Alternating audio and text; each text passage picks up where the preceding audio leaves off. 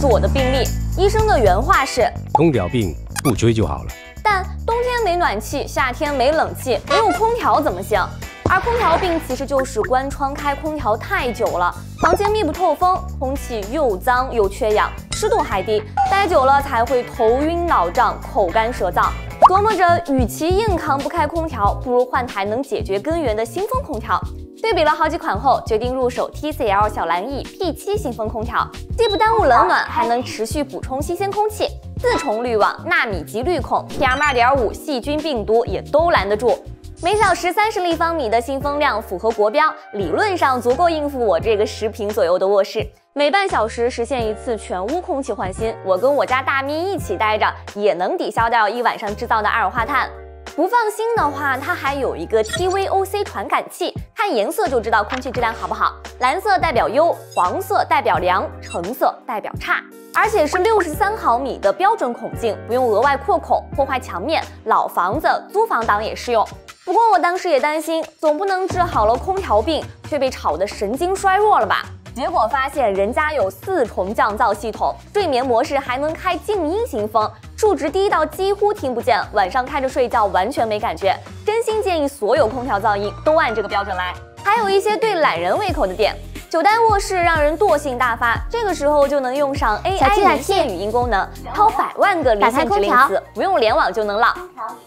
制热模式26度，已设为制热模式，还能自定义唤醒词。小蓝 E P7，恭喜你成功自定义唤醒词，你可以用全新唤醒词唤醒我，也可以继续用小 P 唤醒我。不过体验下来，我觉得最实用的是这个声源定位功能。之前为了避免直吹头疼，还得自己调节风向，这个我出个声就能知道我在哪儿，对着吹，闭着吹，不要对我吹风的事儿。好的，你避开你吹风。功能多，耗电不多。之前只要一开空调，电表数就蹭蹭往上跑，月底电费直接超预算，搞得我开个空调都变得抠抠搜搜的。